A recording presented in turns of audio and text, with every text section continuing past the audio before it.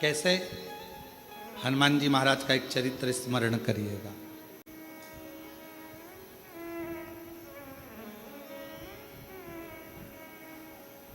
श्री हनुमान जी महाराज ने एक लीला रची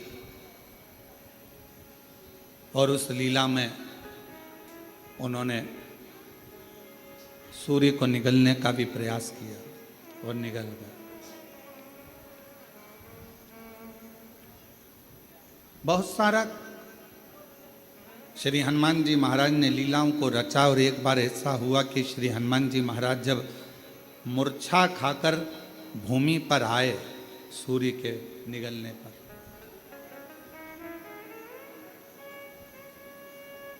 सारे देवता एकत्रित हो गए और देवताओं ने श्री हनुमान जी महाराज मूर्छा खाकर गिरे और देवताओं ने उन्हें वर देना प्रारंभ करा।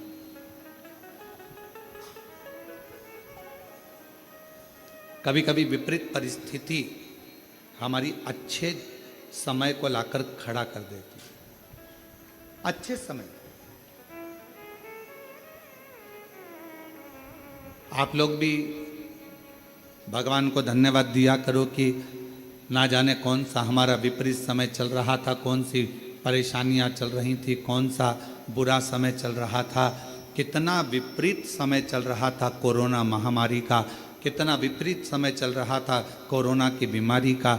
लोग मर रहे थे, प्राण छूट रहे थे, जगह जगह हाहाकार मचा हुआ था। सारे देश, दूसरे भी विदेश, सब कोरोना के कारण स्तब्ध थे।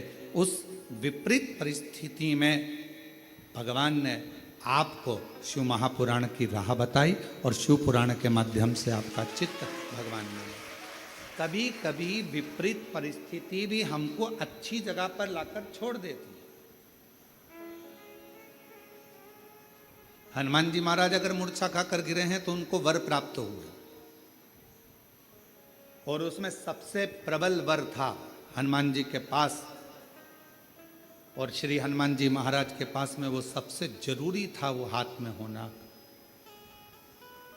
बहुत जरूरी। और वो थी श्री हनुमान जी महाराज के हाथ में गदा। हनुमान जी के हाथ में जो गदा थी, जो सोटा था, वो मूल था। किसने दिया था? सारे देवता वर दे रहे थे, सब देवता। भगवान शंकर भी आकर खड़े हुए थे। भगवान शिव का ही तो अंश श्री हनुमान जी महाराज। शंकर सुमन कैसे? हनुमान जी महाराज शिव का ही तो एक अंश है, पर सब हनुमान जी को दे रहे थे और शंकर भगवान आकर खड़े हो गए कुबेर जी के पास। और कुबेर महाराज के पास में आकर श्री हनुमान जी महाराज को सब वर दे रहे थे। कुबेर जी महाराज भी वर देने के लिए तैयार थे कि मैं तुमको कुबेर का भंडार देता हूँ, शंकर जी का दिया हुआ ही मैं तुम्हें प्रदान करता हूँ। पर भगवान शंकर पास में खड़े होकर तुरंत कुबेर जी महाराज से बोले, आप हनुमान जी को वर मत दीजिए, आप हनुमान जी महाराज को अपनी गदा दीजिए, अपना सोटा दीजिए।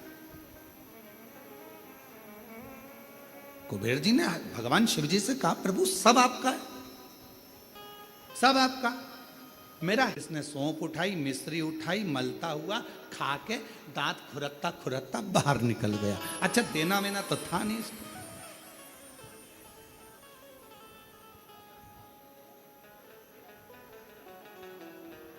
क्यों रे आशीष, सही है? अब इसको देना वेना तो है नहीं। अब वो तो सौंप और मिश्री खा के दांत खुरकता खुरकता बाद। दो तरह के दोस्त हैं, एक खाते खाते टेबल पर से उठा जाकर पैसे कटवा दिए, और दूसरा वो, अरे रुक तो सरी, अरे मैं इतना देने वाला होता तो पहले ही चले जाता, और वहाँ जाकर काउंटर में नाटक कर रहा है, मैं दे दूंगा, मैं दे दूंगा, मैं दे दूंगा। बहुत मुश्किल है ये कहना, मैं बैठा तो हूँ, क्यों चिंता करते हो? कई बार भंडारे होते हैं, बड़े बड़े आयोजन होते हैं, तो उसमें पीछे से कोई व्यक्ति बहुत चतुर होता है तो कह देता, चिंता मत करो, तुम तो बहुत अच्छे से करो, बाद में मैं निपट लूंगा, मैं सब व्यवस्था कर दूंगा, सब व्यवस्था। क्योंकि उसको मालूम है कि भगवान का कोई भी कार्यक्रम छोटा मोटा होता ही नहीं है, और तुझसे क्या मांगेंगे, भगवान ही इतनी पूर्ति कर देता है कि तुझसे मांगने की जरूरत ही नहीं पड़ती है। दो मित्र हैं, एक जेब में हाथ डालता है पर देता नहीं है, और दूसरा वो है जो तुरंत निकाल कर दे देता है। तो मेरे शंकर भगवान वो मित्र हैं जो एक सेकंड की देरी नहीं लगाते।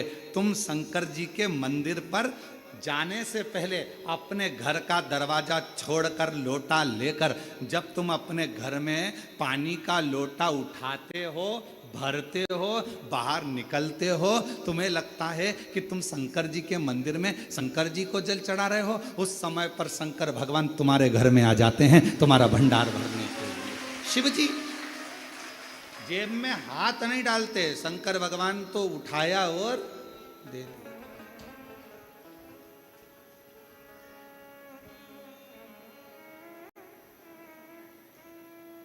और धन धन भोलानाथ, गजब की तेरी कृपा है मेरे शंभू। तू खजाने लुटाता है तो ऐसे लुटाता है कि जेब में हाथ डालने की जरूरत ही नहीं पड़ती। एक माता, पिता, सच्चा गुरु और मेरा शिव अपनी जेब में हाथ नहीं डालता। माँ जहां बैठी होगी और बेटे ने कहा मम्मी देना जरा 5 रुपए, और मम्मी ने गद्दा थोड़ा सा ऊंचा करा, ये माँ पर्स मर्स नहीं खोलती, तुरंत उसने कहा मम्मी मेरे को 5 रुपए दे देना। इतनी देर में तो मम्मी ने चल जा। बच्चे ने मन में सोचा कहाँ कहाँ रखती है मेरी मम्मी पैसा, इधर उधर। माँ जेब में हाथ नहीं डालती, तुरंत निकाल कर देती। पापा पापा मुझे ये चाहिए, तुरंत उन्होंने निकाला अपने पास। गुरु, कोई सदगुरु है, कोई सच्चा भगवान का भक्त और गुरु है, वो अपनी जेब में से निकाल कर कुछ नहीं देगा। जैसे ही शिष्य ने आया और उसका चेहरा पढ़ लिया, उसको कहने भी नहीं देता, केवल एक निगाह से देख लेता है और झोली भर देता है।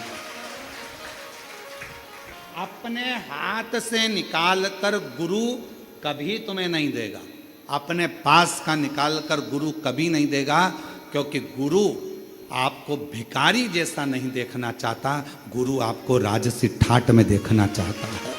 वो निकाल कर नहीं देगा, वो अपनी कृपा की दृष्टि करेगा, वो अपनी दया की दृष्टि करेगा, वो शिव दृष्टि करेगा। और जब अपने शिष्य को गुरु देख लेगा, उतनी देर में बस विचार कर लेगा, जी यहाँ से जाएगा इसको मिल जाएगा, मैं दूंगा तो इसको लगेगा कि मैं क्या भिखारी हूँ, मैं मांगने वाला हूँ। और आज अगर मैंने भिखारी बना दिया तो सेठ कब बनेगा, इसलिए इसको सेठ बनाना है, तो ये जाएगा और इसको अपने आप इसकी मेहनत से मिल जाएगा। वो गुरु। शिव भी, मेरे शंकर भगवान अपनी जेब नहीं रखते। मेरे शंकर भगवान अपने पास में दौलत धन बहुत सारी जेब नहीं रखते। कोई आया, उसने तो तुरंत शीश नवाया, शिव जी की चढ़ी हुई भस्म उसके मस्तक पर लग गई, और चपटी भभूत में है खजाना कुबेर।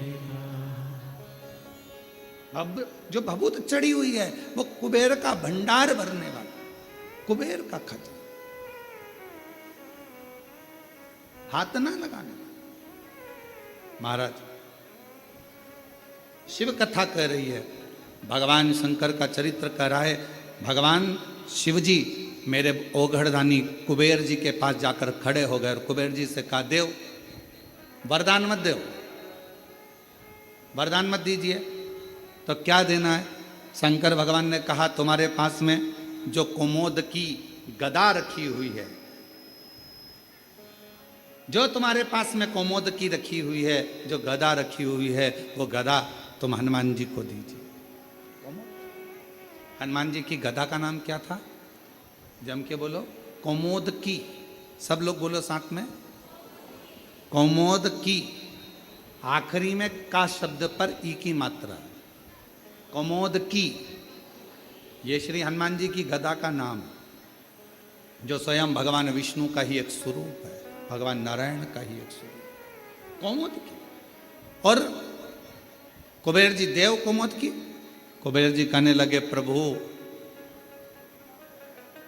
ये जितने देवताओं ने वर हनुमान जी को दिया है ना प्रभु, जितने देवताओं ने वर हनुमान जी को दिया है वो सारा वर एक तरफ है, और शंकर भगवान आपकी दी हुई मुझको ये गदा एक तरफ है। अगर मैं ये गदा हनुमान जी को दे दूंगा तो हनुमान जी तो अति बलशाली हो जाएंगे, अति बलशाली।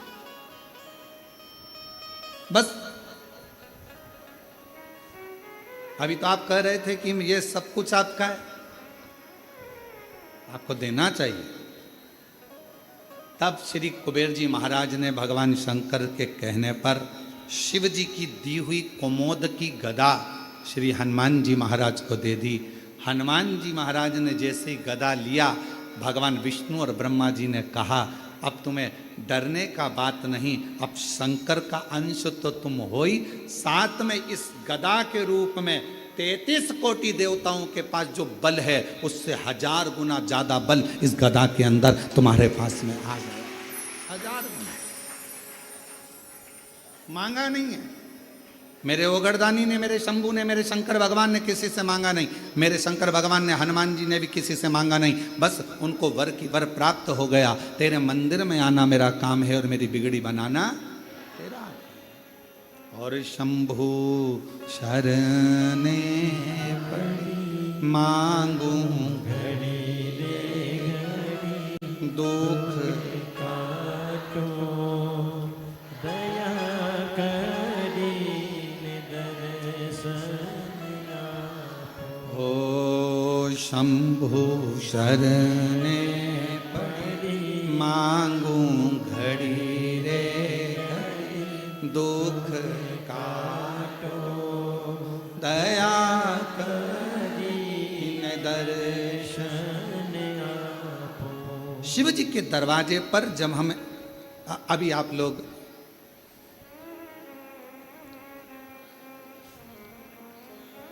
भगवान शिव की पवित्र कावड़ को लेकर आ रहे हैं,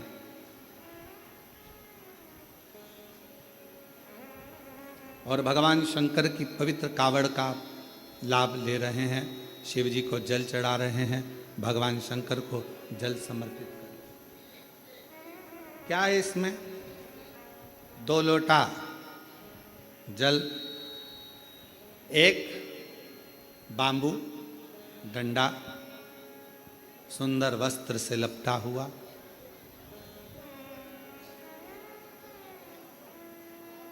कभी विचार करिए। एक कथा बहुत पहले कही थी।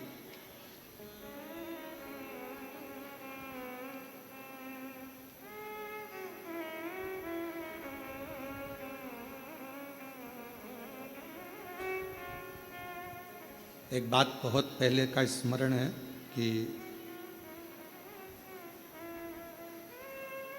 छत्तीसगढ़ में इस कथा का वाचन करा था रेवा सुतार।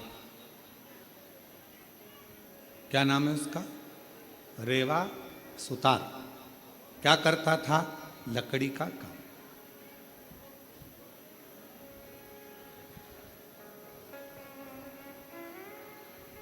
अब रेवा सुतार लकड़ी के कार्य को करता, दूसरे का मकान बनाता, पर खुद का जो मकान था वो टूटा हुआ झोपड़ा था। पत्र पड़े हुए थे उस पर, पत्ते, और वो पत्र उस पर पड़े।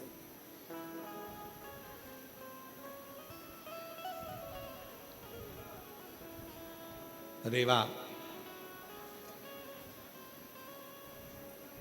बड़े आनंद में अपनी भक्ति में रहता, खूब मेहनत करता, खूब चाकरी करता, खूब मेहनत करता, खूब चाकरी करता।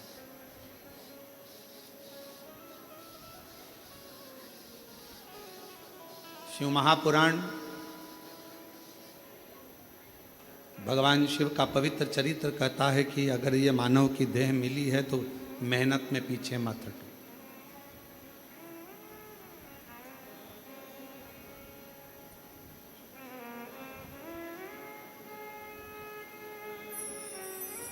यदि मानव का शरीर मिला है तो मेहनत में पीछे क्यों हटना।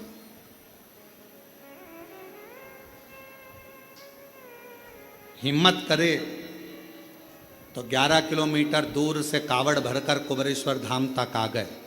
हिम्मत करी तो आए ना। हिम्मत ही नहीं करते, अरे मेरे से तो चलते नहीं बनेगा, मेरे से तो नहीं बनेगा, मेरे से तो नहीं बनेगा। पहले ही अंदर से अगर टूट जाओगे तो फिर कुबेरेश्वर धाम तक आ पाओगे? जम के बोलो जरा, नहीं ना। हिम्मत करी, चलते जाओ। बोल बम, बोल बम, बोल बम, बोल बम, बोल बम, बोल बम, बोल बम। और चलते चलते चलते चलते चलते चलते चलते आधे रास्ते पहुंच गए।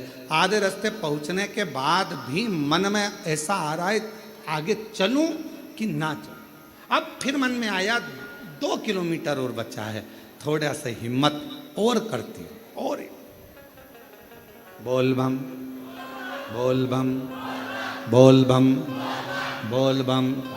और चलते चलते चलते चलते आखिरी में कुबेरेश्वर बाबा के धाम में बाबा ने बोला हिम्मत करी।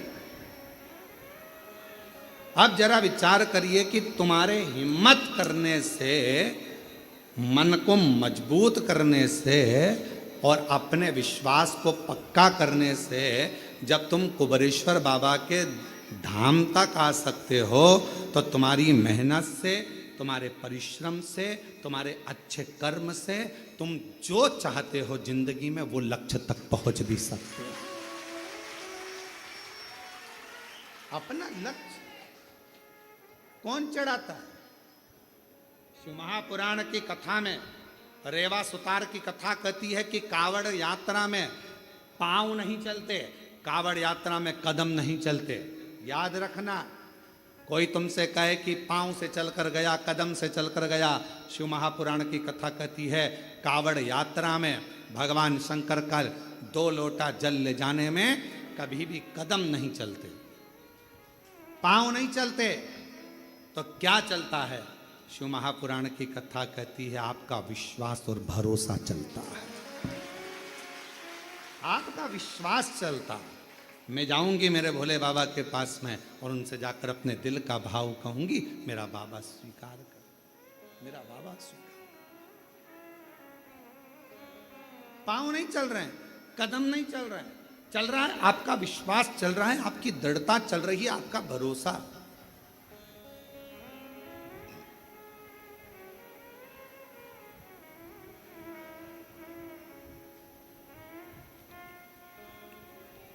पांच तरह की कावड़ होती है।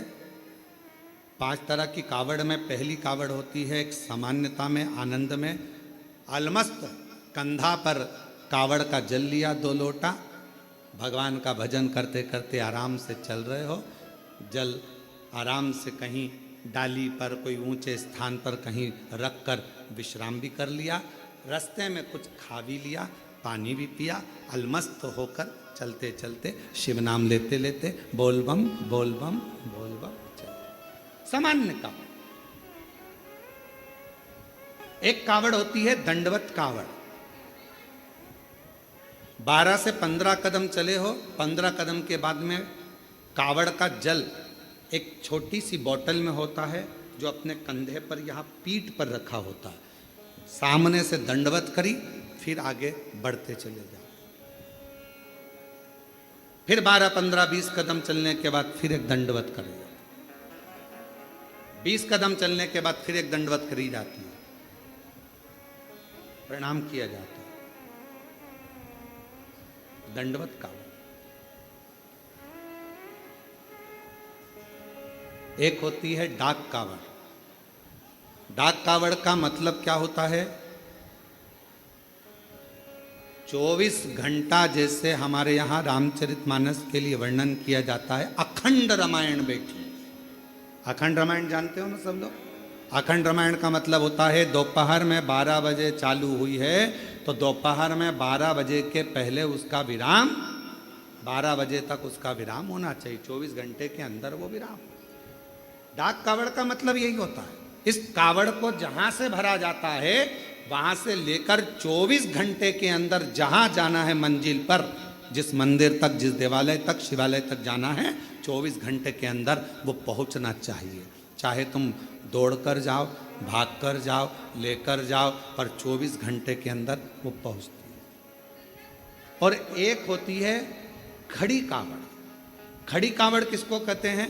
खड़ी कावड़ में तुम मंदिर, तुमने जल लिया गंगा जी का, तो आपने जल लिया माँ सीवन का, आपने जल लिया माँ सरयू जी का, मंदाकिनी का, यमुना जी का, क्षिप्रा जी का, नर्मदा जी का।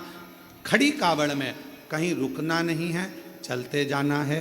कावड़ कंधे से नीचे उतरना नहीं है। वो कावड़ फिर इस कंधे से इस कंधे पर नहीं आती, एक ही कंधे पर चलती है। चाहे तुम जिस भाव से, फिर वहां बैठा नहीं जाता, चलते जाओ, चलते जाओ, चलते। फिर एक कावड़ आती है भगवान की अलख कावड़। अलख कावड़ किसको कहते हैं? जिसमें भगवान के मंत्र का उच्चारण, जहां से जल भरा जाता है वहीं से मंत्र का उच्चारण चालू हो जाता है। बोल बम, बोल बम, बोल बम, बोल बम। अब कोई तुमसे बात नहीं करेगा तो उसमें बोल बम निकलना चाहिए, उसमें हर हर महादेव निकलना चाहिए, श्री शिवाय नमस्तुभ्यम निकलना चाहिए, ओम नमः शिवाय। जो मंत्र तुमने उठाया वो मंत्र तुम्हारे मुख से निरंतर चलना चाहिए। तो कई माताएं उसको बोलती हैं, आगे बोलो बोल बम, पीछे वाले बोल बम, खाने वाले, पीने वाले, चलने वाले, आने वाले, सोने वाले, आते बोले, जाते बोले। तो ये इसमें मंत्र का उच्चारण जहां से कावड़ उठती है, अलख कावड़ में केवल अलख जगाई जाती। जल लिया, चलते गए, भोजन करने भी बैठे हो, कोई से बात भी करोगे तो बोल बम उसमें निकलते रहना चाहिए, निरंतर जप चलना चाहिए, निरंतर। अब रेवा सुतार की कथा कहती है। एक रेवा सुतार लोगों के घरों में काम करता, कभी कुर्सी बनाता, कभी कुछ बनाता, कभी कुछ बनाता, कभी चौकी, कभी चौरंग, कभी पलंग, कभी खटिया, कभी कुछ बनाता रहता। परिस्थिति का ठीक नहीं था, उसके पास में इतना धन नहीं था, इतना वैभव नहीं था उसके पास, इतना धन।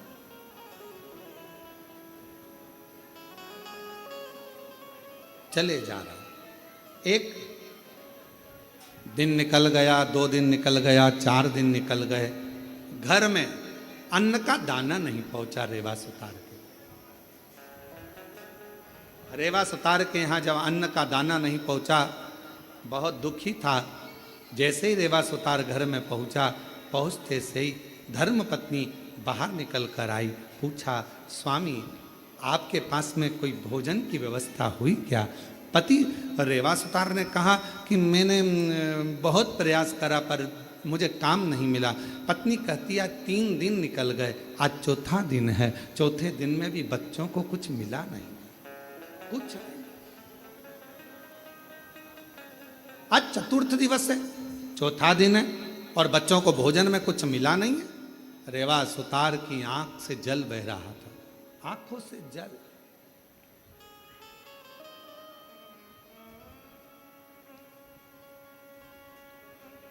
शिक्षा, भोजन, वस्त्र, चिकित्सा देना पिता का कार्य है। क्या क्या चीज? जम के बोलो जरा। शिक्षा, चिकित्सा, भोजन, वस्त्र, बच्चों को देना ये पिता का कार्य है। फिर माँ का काम क्या है? तो कहा माता का कार्य है अपने बच्चे को अच्छा संस्कार देना और परमात्मा की शरणागति करना। माँ का कार्य है बच्चों को संस्कार प्रदान करना। शिक्षा कहीं पर भी मिल सकती है, अच्छी अच्छी एजुकेशन है मिल रही हैं, अच्छी अच्छी कोचिंग मिल रही हैं, अच्छा अच्छा स्कूल है, अच्छा अच्छा ट्यूशन है, शिक्षा कहीं पर भी मिल सकती है, पर संस्कार हर कहीं पर नहीं मिल सकते। संस्कार तो आपको अपने घर में ही प्राप्त होगा। हमारे घर का जो संस्कार होगा वो हमारे सामने झलकेगा। हमारे घर में कैसा रहने का तरीका है, हमारे घर में बोलने का तरीका कैसा है, हमारे घर में कौन अपशब्द कह रहा है, वैसा तरीका घर के बच्चे सीखते हैं। शिक्षा कहीं पर भी मिल सकती है, पर संस्कार तो केवल हमारे घर के अंदर ही प्राप्त हो सकता है। घर के। अब रेवा सुतार की पत्नी ने कहा कि बच्चे 3 दिन के भूखे हैं, 2 भोजन नहीं मिल पा रहा है, आप कृपा करिए। इतने में तुरंत धर्मपत्नी ने जैसे ही सुना, पत्नी ने कहा, पति की आंख से आंसू बहने लगे, मेरे बच्चे भूखे हैं, मैं वापस जाता हूँ। रेवा सुतार फिर निकल गया और जैसे ही रेवा सुतार आज जा रहा था, जाते जाते रेवा सुतार पहुँचते पहुँचते कहीं से आवाज़ लग जाए, कहीं से कोई बोल दे, हमारे घर का ये काम है सुतार, तुम कर दोगे, थोड़ा सा हम तुम्हें भाग दे देंगे। कोई की आवाज़ नहीं आई, कोई की आवाज़, कोई नहीं। तब श्रावण का महीना था, शिव भक्त कावड़ लेकर जा रहे थे। कावड़ उठाने वाले भक्त का जो बांबू था, डंडा था, कावड़ के वजन से वो बीच में से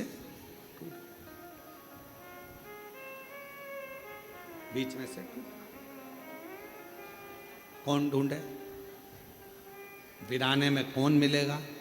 साथ वालों ने कहा कि अपन देख कर आते हैं, कोई तो मिलेगा। वहीं से सुतार आवाज लगाते हुए जा रहा था, किसी के घर में अगर लकड़ी का काम कराना हो तो मैं हूँ, अगर किसी के घर में लकड़ी का काम कराना हो तो मैं हूँ, मैं सुतार, मैं रेवा सुतार, अगर कोई काम हो तो जरूर बोलिए। इतने में उस कावड़ उठाने वाले के कानों में शब्द गया, उसने हाथ जोड़कर कहा सुतार जी से, भैया हमारा डंडा टूट गया है। सुतार जी बोले, मैं लेकर आता हूँ लकड़ी तो मैं दूसरा डंडा बना देता हूँ। अब रेवा सुतार दौड़ कर गया, लकड़ी काट कर लाया, डंडा निर्माण करा और उस डंडे पर कलश बांध कर उस कावड़िया के हाथ में दे दिया। कावड़िया ने डंडा तो ले लिया, रेवा सुतार ने कहा, भैया मैंने तुम्हारा डंडा तैयार करा, तुमने कुछ मुझे दिया नहीं। इतने में कावड़िया ने कहा, भैया हमारे पास देने के लिए कुछ भी नहीं है, कुछ भी। ए भैया हमारे पास कुछ भी नहीं। भैया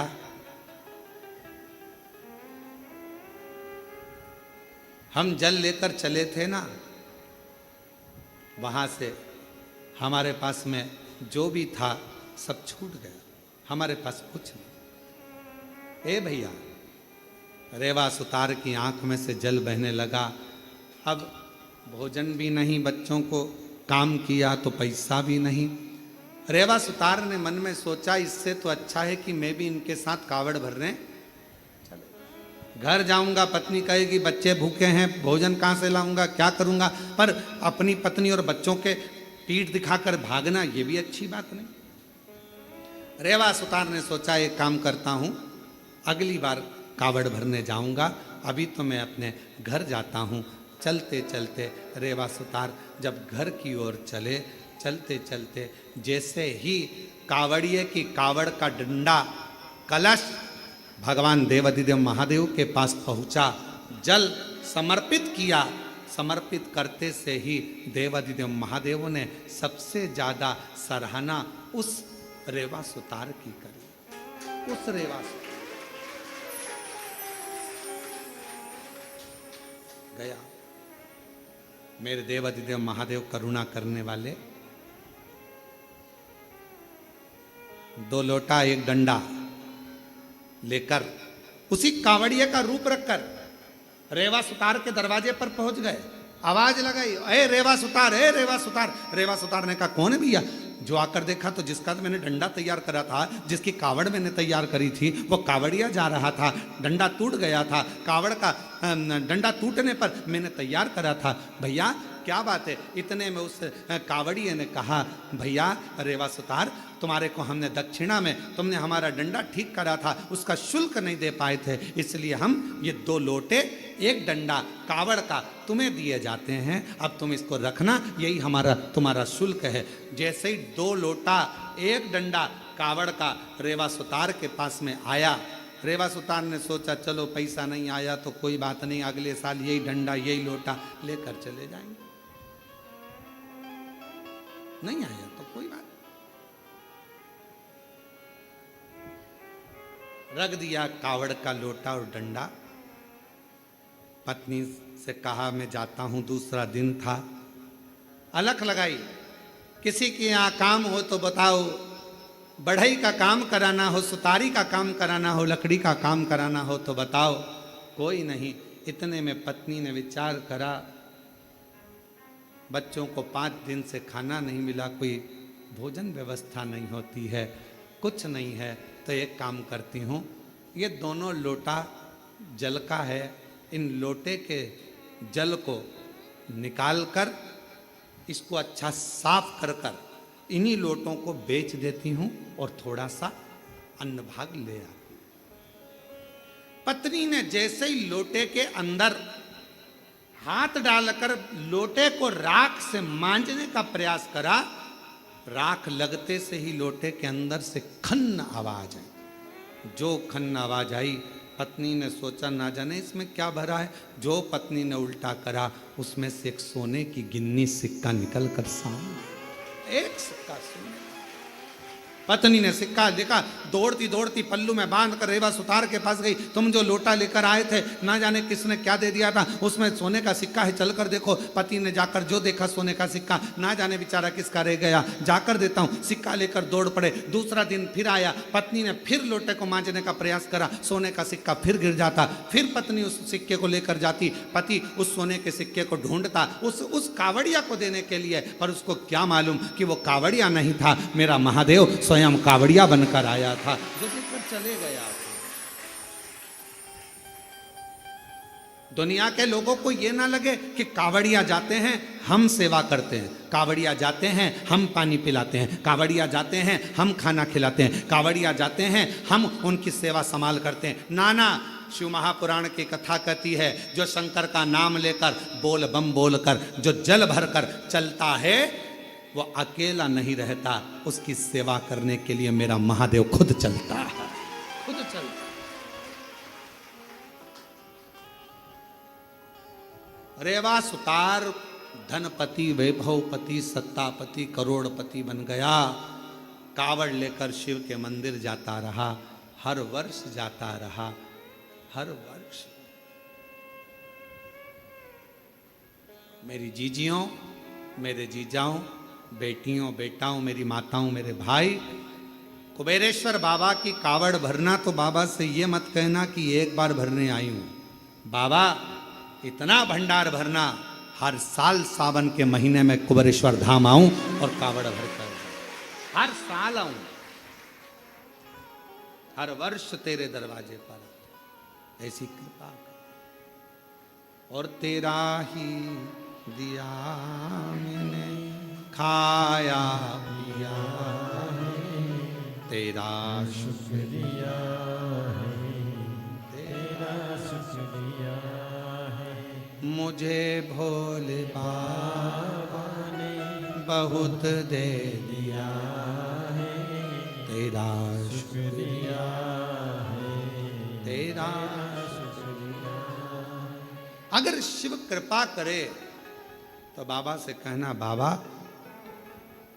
तू सेठ बनकर रहना और मैं तेरा चाकर बनकर, मैं तेरा चाकर। मेरे भोले तेरी नौकरी सबसे बढ़िया है, सबसे तेरे दरवाजे की चाकरी सबसे बढ़िया है, सबसे जब से तेरा गुलाम हो गया, तब से मेरा भी नाम हो गया। जब से तेरा गुलाम हो गया, तब से मेरा भी नाम हो गया। वरना औकात क्या थी मेरी, वरना औकात क्या थी मेरी, सबसे बढ़िया है सबसे करी, भोले बाबा तेरी नौकरी सबसे बढ़िया है, सबसे कड़ी तेरे दरवाजे की चाकरी सबसे बढ़िया है। सबसे कड़ी उसके चाकर बन जाए हम, उसके चाकर। अच्छा, दुनिया के लोग कहते हैं सेठ बनने में फायदा है, पर तू हमारे यहाँ तो शिव महापुराण जी कहती है कि चाकर बनने में भी बहुत फायदा है, बहुत फायदा। सेठ बनोगे तो बिजली का बिल तुम्हें ही जमा करना है, गाड़ी में पेट्रोल बोलते जाओ तुम्हें ही डलवाना है, सारा टेंशन तुम्हारा, सारा टेंशन। अच्छा तुम देखना,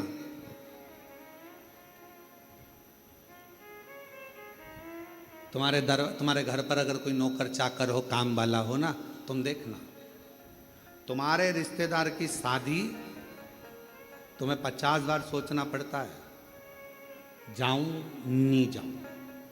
और नौकर चाकर के रिश्तेदार की शादी, बुआ के, मासा के लड़के की लड़की की शादी 4 दिन पहले से गायब और 4 दिन बाद तक गायब। तुमसे अच्छी रिश्तेदारी तो एक काम करने वाला निभा देता। अंदाजा लगाना जरा, तुम्हारे घर रक्षाबंधन का त्योहार आया, तुमसे दुकान नहीं छूटी और नौकर 2 दिन पहले छुट्टी लेके कहाँ जा रहा, जी के घर। तुम्हारे यहाँ पर रक्षाबंधन का त्योहार बहन को देने के लिए लिफाफा तैयार, वो लिफाफा नहीं, 2 दिन पहले साड़ी माड़ी खरीद के, ये मेरी कल्लो जीजी के लिए, ये मेरी पप्पी जीजी के लिए, मेरी वो जीजी के लिए, वो मेरी वो जीजी के लिए, सारी तैयारी कर कर राखी बंधवाते समय दुल्हन ने निकाला और दिया। दोनों रिश्ते वो निभाता है। सेठ जी को दुकान पर फुर्सत नहीं और नौकर ने देख लिया 1 बज गई है, दुकान तुम संभालो।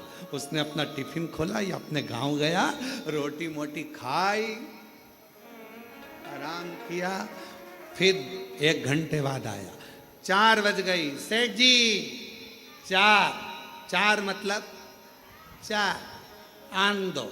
सेठ जी के अभी खाना खा के आया, सेठ जी चाय।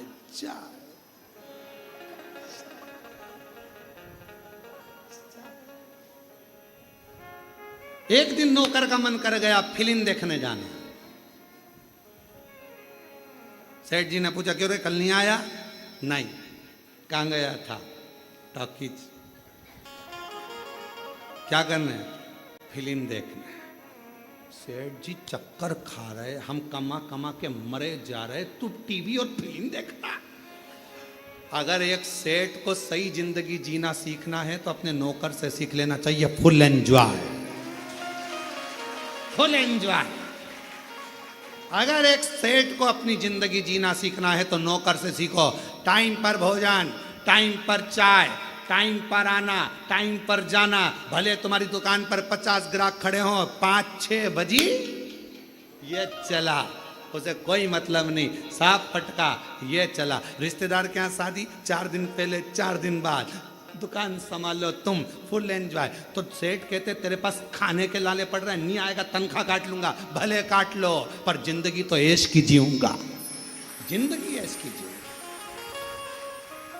भले काटो तनख्वाह, पर जिंदगी फुल एंजॉय से जीऊंगा। और बेचारा सेठ डिप्रेशन में गोली खा रहा और नौकर 4 बजे की चाय पी रहा।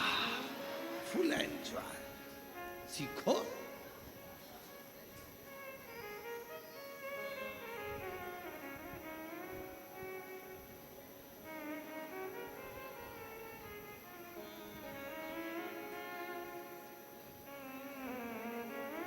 Full enjoy. हम अपनी जिंदगी को सही नहीं जी पा रहे, सीखो। इसलिए अपने घर की दरवाजे पर श्री शिवाय, दुकान के दरवाजे पर श्री शिवाय, गाड़ी के द्वार पर श्री शिवाय नमस्तुभ्यम लिख दो, ये गाड़ी, ये बंगला, ये सब तेरा है सरकार, हम तो तेरे चाकर हैं, समय समय पर हमको तनख्वाह देते रहना, बाकी का तू संभालते रहना, बस चिंता तेरी।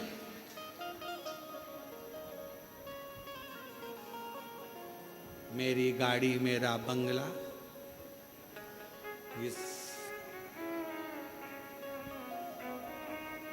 सब कुछ, ये सब कुछ तेरा सरकार, मेरा तो कुछ भी नहीं, सब तेरा। मेरी गाड़ी, मेरा बंगला, सब कुछ तेरा सरकार, मेरा तो कुछ भी नहीं। अब जब हमारे शंकर भगवान का हो जाएगा, सब शिव का हो जाएगा, तो टेंशन भी चलाना है मेरे भरोसे रहता है, मेरा है, मेरे भरोसे है। जरा ध्यान देना नरसिंह मेहता के चरित्र पर। नरसिंह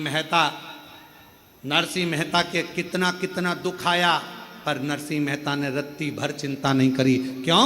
क्योंकि नरसिंह मेहता को मालूम था मेरा जीवन का सारा सर्वस्व मैंने भगवान सांवरिया सेठ को छोड़ दिया। सेठों में सेठ सांवरिया सेठ, बाकी के सारे डुप्लीकेट। तो उसको मालूम था मैंने उस पर छोड़ा है। उसी तरह जैसे नरसिंह जी ने भगवान शंकर पर छोड़ा, सांवरिया सेठ पर छोड़ा, शंकर जी पे छोड़ा तो शंकर जी ने सांवरिया सेठ से मिलाया, उसी तरह आप अपनी जिंदगी का सारा बोझ, सारा भार शिव पर छोड़ दो। मेरा तो एक सेठ है, वो कुबेरेश्वर महादेव, कुबेर भंडारी, वो सेठ, हम उसके चाकर, तनख्वाह मिलेगी, टाइम टाइम पर मिलेगी।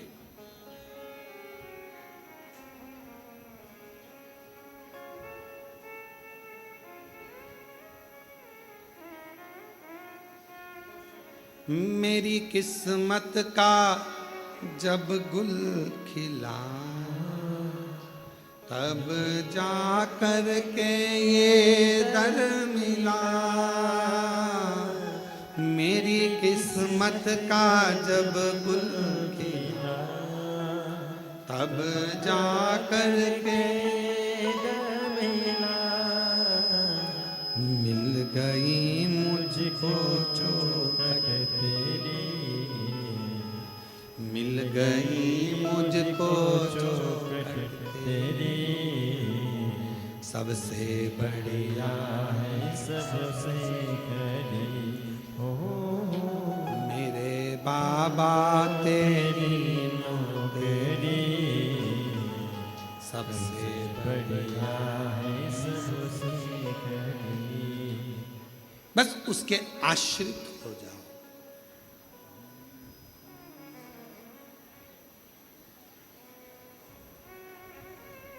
हम उसके आश्रित हो जाओ, संभालेगा। घर किसका है? शिव जी का। परिवार किसका? शिव जी। बच्चे किसके? बेटी किसकी? एक पत्र आया है, देखिए। अच्छा,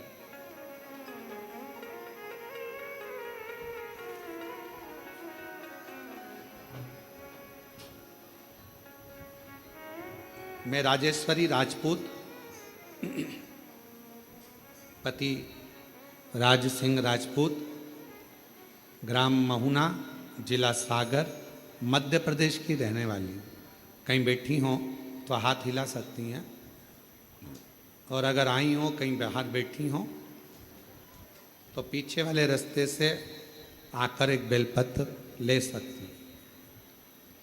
मेरा नाम राजेश्वरी राजपूत, पति राज सिंह राजपूत, ग्राम महुना, जिला सागर, मध्य प्रदेश की रहने वाली हूँ।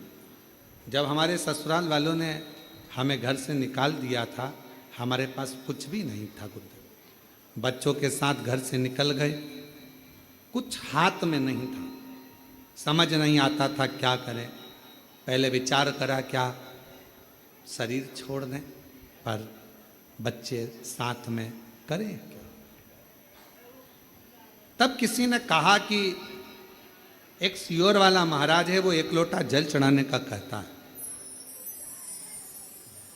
हमने भी एक लोटा जल चढ़ाना चालू करा और बाबा से विनय करते, किराए का मकान, विनय बाबा से निवेदन, तू जान तेरा काम। हमारा कोई भी नहीं है। रोज बाबा के मंदिर जाती, शिव जी का पूजन करती। गुरु जी, एक लोटे जल का मैं क्या बखान करूं। बाबा ने ऐसा हाथ पकड़ा कि मेरा घर बाबा ने बनवा दिया और मेरी बेटी की भी शादी मेरे बाबा ने करा दी। और बाबा की कृपा से आज सब कुछ शिव जी ने मुझे दे दिया। ये शिव। एक पत्र और देखिए, बड़ा सुंदर।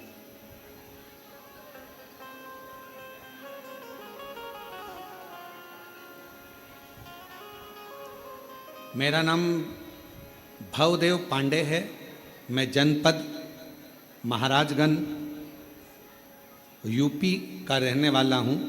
कहीं बैठे हों तो हाथ हिला सकते हैं, और अगर कहीं बैठे हों तो पीछे से आकर एक पीछे वाले द्वार से आकर एक बेलपत्र ले सकते हैं। मेरा नाम भवदेव पांडे है।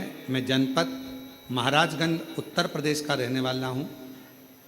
मेरा एक पुत्र है जो जून 2021 को पैदा हुआ।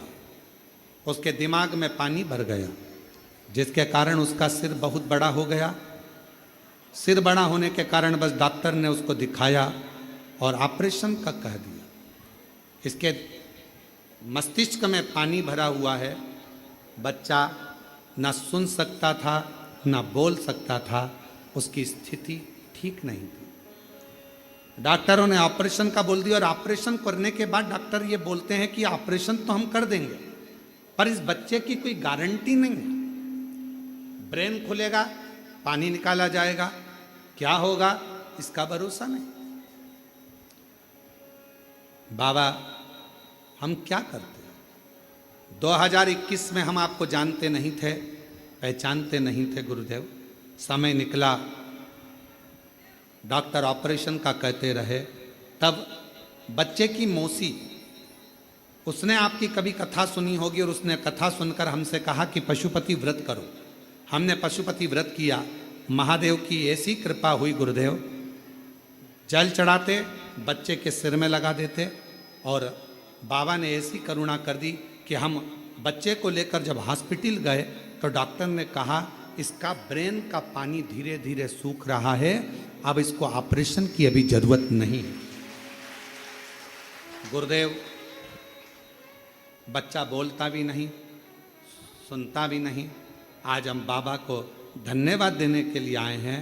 बाबा ने बच्चे का ऑपरेशन भी नहीं करने दिया, और आज हमारा बच्चा बोलता भी है, सुनता भी है, और शिव जी की कृपा से सब कुछ बाबा ने अच्छा कर दिया। गुरुदेव,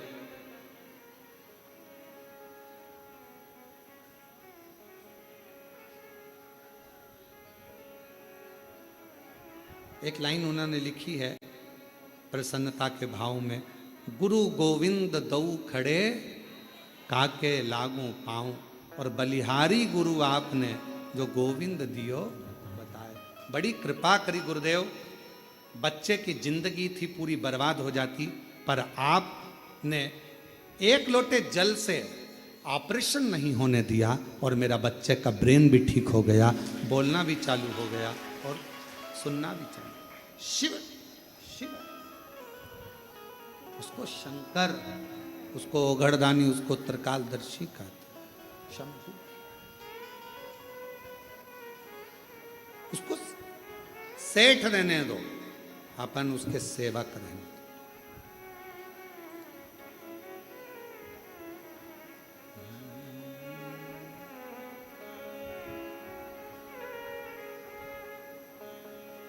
भोले बाबा रूठ न जाना,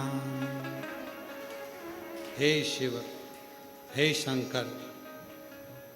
भगवान शंकर ओघरदानी, त्रिकालदर्शी, कैलाशी, अविनाशी शिव।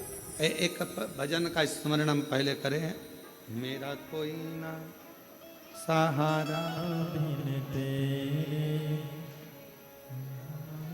तू सवरिया मेरे, मेरा कोई ना सहारा बिन तेरे, भोलेनाथ।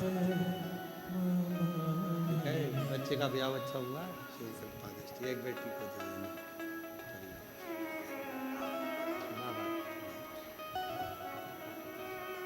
परिवार ने घर से तो निकाल दिया था, किराए के मकान में रहते हुए युवान बेटी को लेकर कहाँ जाए, किराए का मकान लेकर रहा।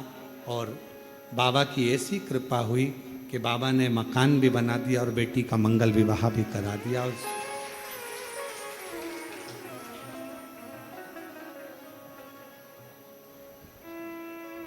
डोरी नीचे कर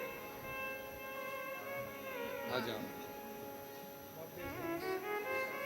बैठ जाओ इधर, आ जाओ, बैठो, बैठ जाओ। बाबा की कृपा है, ना ना बाबा की वजह से बच्चा शंभू।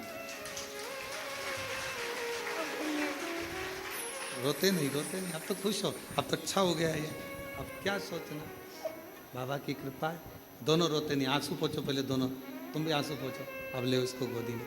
प्रणाम करो बाबू, प्रणाम करो। चलो जाओ पापा के पास, चलो।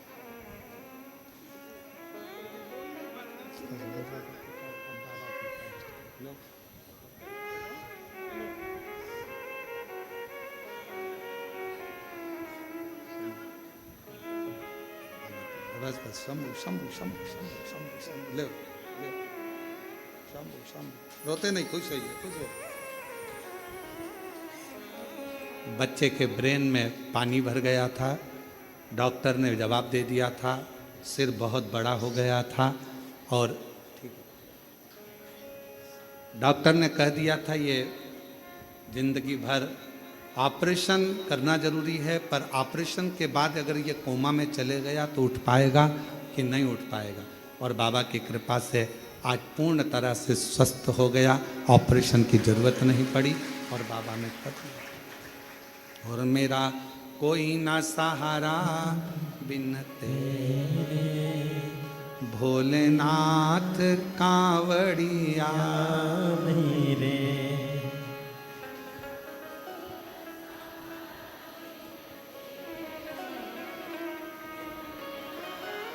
हे शिव, हे शिव। भोले बाबा रूठ मत जाना, मुझे आता नहीं है मनाना। भोले बाबा रूठ मत जाना, मुझे आता नहीं है मनाना। भोले बाबा रूठ मत जाना, मुझे आता नहीं है मनाना। भोले बाबा रूठ मत सब गाइए। जाना, मुझे आता नहीं है मनाना।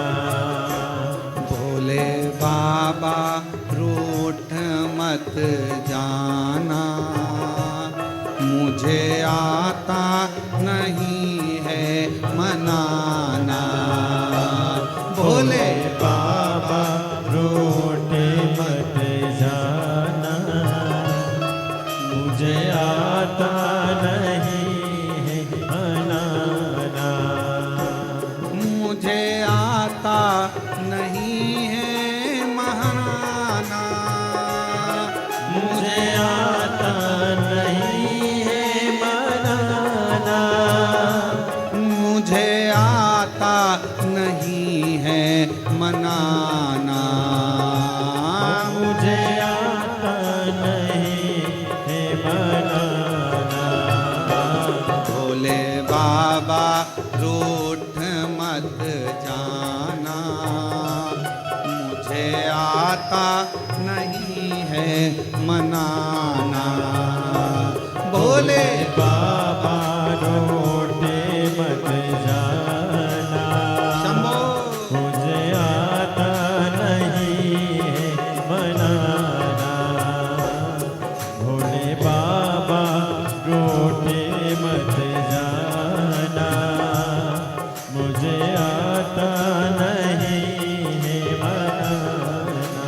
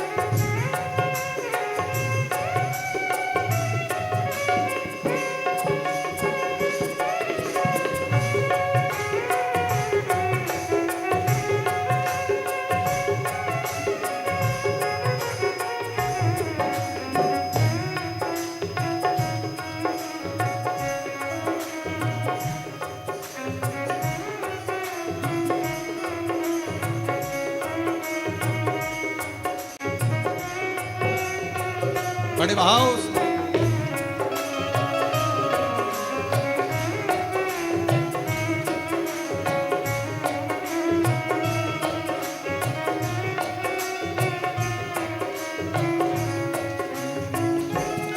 बाबा एक सहारा तेरा है, बाबा एक सहारा तेरा, ओ बाबा एक सहारा तेरा है, बाबा एक सहारा तेरा, इस दुनिया में ना मेरा है, इस दुनिया में ना मेरा, इस दुनिया में ना मेरा है, इस दुनिया में मेरा है।